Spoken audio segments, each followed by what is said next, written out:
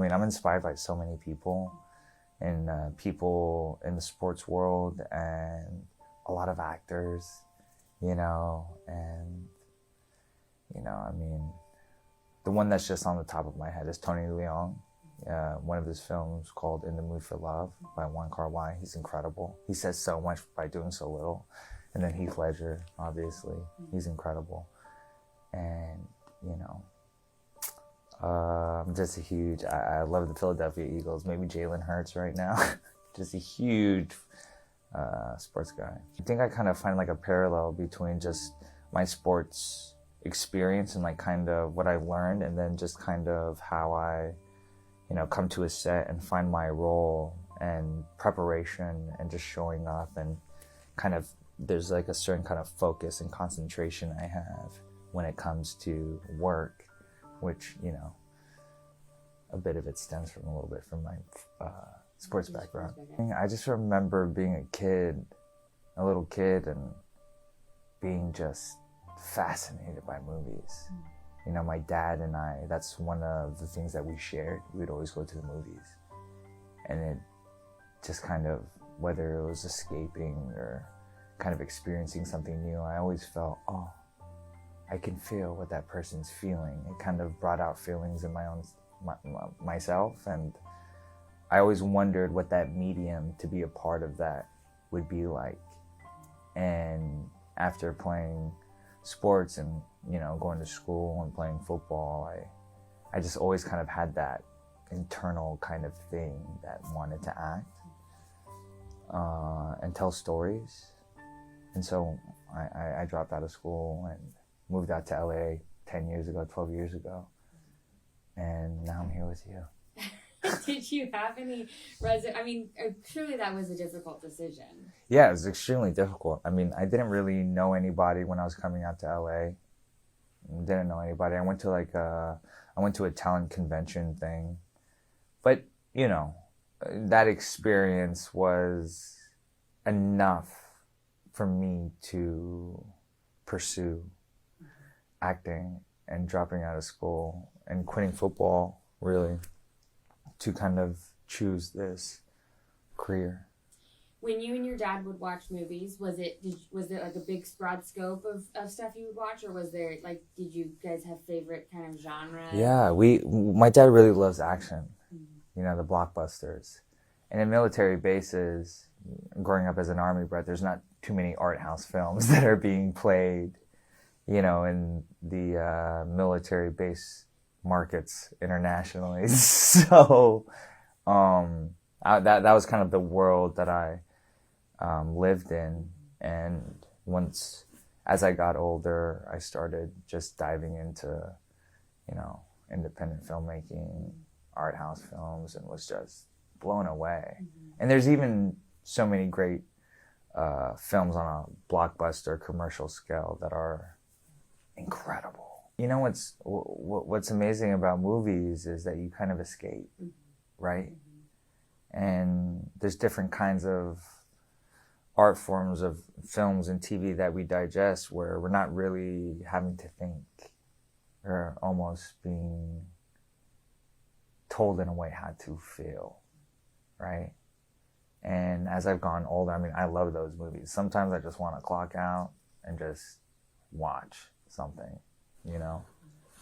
And I'd like to feel really just like something for a moment, not really ask myself any questions. And those are the kinds of projects that I'm attracted to, and the films that I love seeing, that I find so much inspiration from, is being, you know, is questioning kind of certain things that arise within myself, and certain performances, storylines where there's always that kind of little gray area, right? Where it's like, oh, they're not telling me how to think, it's what do I think? I mean, you certainly see that with May December. I'm sure that was maybe one of the things that attracted you to the role. Yeah, amongst many things. I mean, Todd Haynes, Julianne Moore, Natalie Portman. I mean, where do you pick, right? I mean, no, and yeah, Sammy, our writer, her script was incredible. I've never read anything like it. And to have the opportunity to really dive in and book the role and you know, shooting Savannah, Georgia with Todd. It was really incredible. Yeah. Mm-hmm. Yeah. So, so you came out here and then you were doing some modeling stuff, right? I mean, like, you know, I tried to apply for jobs like at California Pizza Kitchen and like different restaurants, but they wouldn't hire me. And then someone was like, you should be a model. Like, you can make some money. And so I modeled a little bit. It was enough to, like, you know, go to Blockbuster and Redbox and like get movies and stuff like that. Thank God we have Netflix now. But, you know, I would just spend all my money on like just watching movies and buying movies. And the goal was always to act. The goal was always to act. Yeah, it wasn't like I kind of just like fell into it. I mean, I always wanted to act, but there's so many steps along the way in order to pursue that dream, right? Like, I was walking dogs and working Chinese takeout 7 years ago. So, you know, there's a lot of different things I had to kind of do, knowing that this is like what, you know, I think I really learned throughout that process how I knew I was going to do this for the rest of my life. Because when you look back on it, is there a moment that you could pinpoint as like, oh, this was the turning point, or this was when I made it? I don't know if there's a lot of moments where I felt like I made it. You know, I remember when I first got my first call back for an audition, I was like, I made it. You know, I made it. You know, it's like little baby steps, like little crumbs.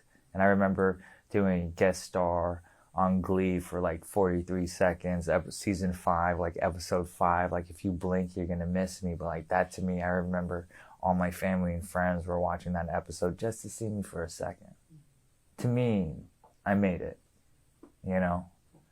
So I think just doses of all those things and just like pursuing, you know, this kind of caliber of storytelling and having the opportunity to do so has always been, I guess, you know, a dream that I really kind of kept to myself, you know? I remember hearing this thing a while ago that Bryan Cranston said, and the message I received was that, you know, in order to craft a character, you have to be a craftsman of your own life outside of what you do. What makes you happy? You know, what brings you joy? What do you enjoy doing in your free time? All those things. And just every single thing in my life that I've learned, and those highs and those lows, all that have like kind of brought me to allow me to really take whatever opportunity I get as an actor. And this was the best, you know, May, December, to really just evaluate and break down this character, and really just knowing that I was coming from a place of fullness and grounding. So I guess, you know, the chipping away, I think it's good. It's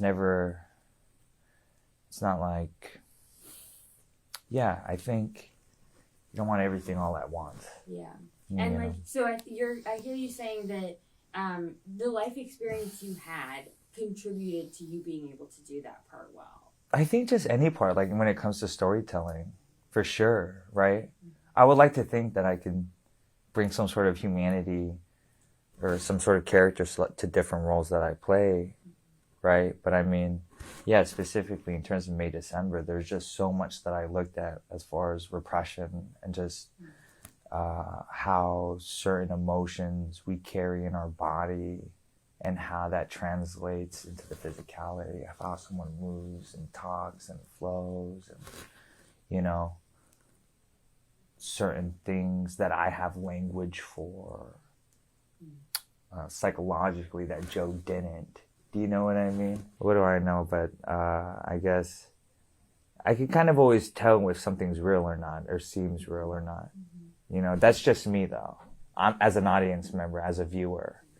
So, and I think it takes a kind of, you know, I've seen so many performances from so many great actors. I'm not going to even start with one person because there's so many where it's like, oh, you can tell that they're like living and existing in their character. They're telling their character story. They're not telling me how to feel. I'm just feeling.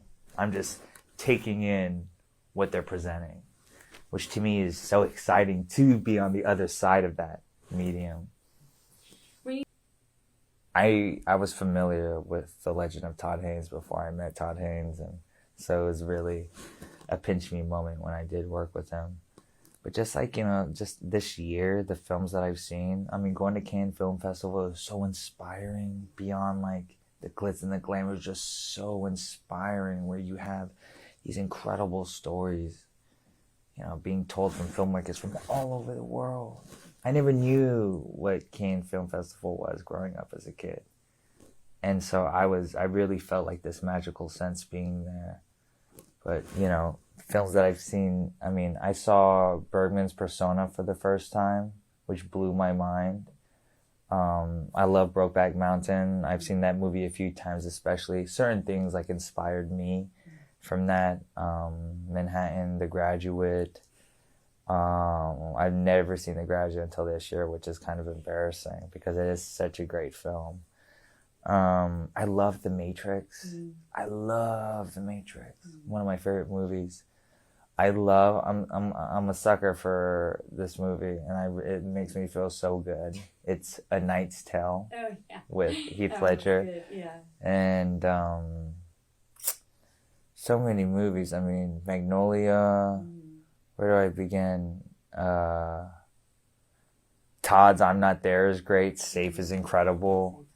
Koreeda, I don't know if I'm saying his name right, but Broker and Shoplifters. Incredible films. Yeah. Anatomy of a Fall was incredible. I can keep on going. There's just so many films that I've seen. Love movies. Yeah, I want to see every movie that's out right now. I was like, oh, let's go watch this, Dad. He's like, are you sure? I was like, yeah.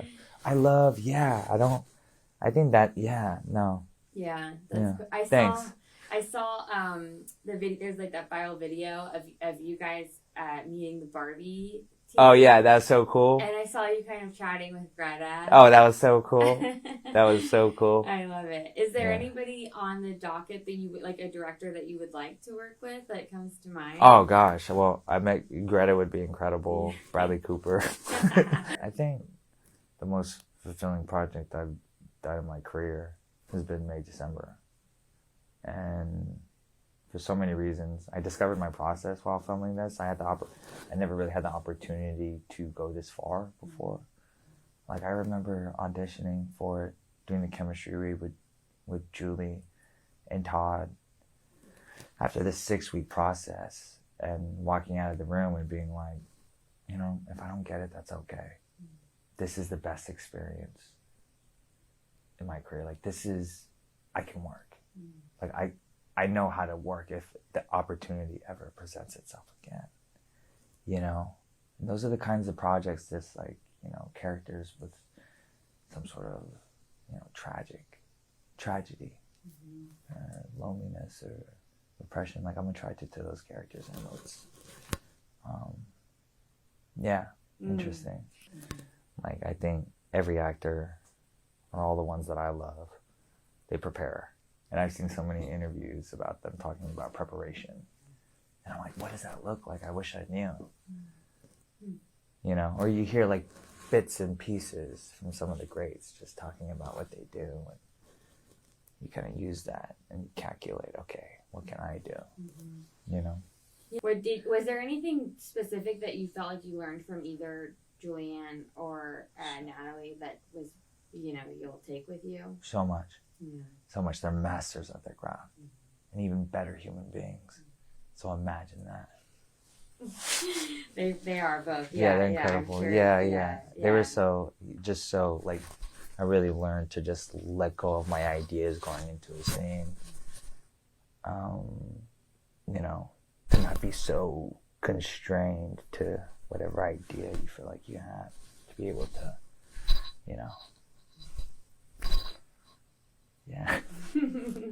Yeah, I'm sure you were like a kid in a candy store, like just or the three of them. I'm sure. Yeah. Oh, it was incredible. I love that. Yeah, I was just always like very hopeful, and I think at the time when I first started, Hollywood TV and film was a lot different 12 years ago in the storytelling than it is today. So I remember at the time, just being Korean American, I was being sent out for roles that weren't Korean American, which I thought was incredible, I wasn't going out for roles just based off of the the ethnicity of the character. I was going out for these roles because, I wanted to. And so, so that was a great thing about our story, I think. May, December, it's, this didn't come to me because, I didn't want to do this because, it said Korean American. I wanted to do it because this character was written so beautifully by Sammy, and I wanted to discover that. I just felt like this understanding, and I wanted to understand why I felt this understanding. You know what I mean? So I guess kind of just, breaking that box a little bit, just kind of pursuing and hoping and dreaming. It's kind of, I know it probably sounds like a little cheesy and like cliche or something. Like, I'm not, but maybe I'm just in my head talking out loud. But I've always been very, like, just hopeful. Things are changing slowly. Still a lot more. There's just so many more stories that have to be told. Just human stories. And they could be Korean people or Asian people or whatever race the person is telling that story. Do you know what I mean? I wrote this op-ed a couple years ago, just to kind of, during everything that was happening in the AAPI community, and just how I always felt this, am I white enough? Am I Asian enough? Like, I'm half and half. It's like two front ends of a car cut through the middle, attached at the center. Like, which one's in the driver's seat? So it's interesting to think about that. Yeah. And then to be able to, like, have the medium of being an actor and, like, telling, a story. But, I'm always happy if anyone's seen me in anything that I've done. I'm like, oh, thanks, I was really happy with, I did this movie with Rai So Young. She's an incredible director, called The Sun Is Also a Star, like 5 years ago. I really had a great time working with her. Different, earlier time in my life, obviously, 5 years ago. But yeah, she's so great. I'd love to work with her again one day. I think I'm excited. There's a couple of things that I've been looking at that I'm really excited about. But right now I'm just trying to breathe. I'm going to go camping this weekend, and my parents are in town, and I've been making kimchi with my mom. So really just like, I'm just so grateful for just like people seeing the movie, whether they like it or not. The gift was the 23 days in Savannah, Georgia. I remember my last day of filming, I was like, this is the greatest thing ever. Like, I'm never gonna, like, this is the gift. Everything else that comes from it is extra sprinkles and icing on the cake.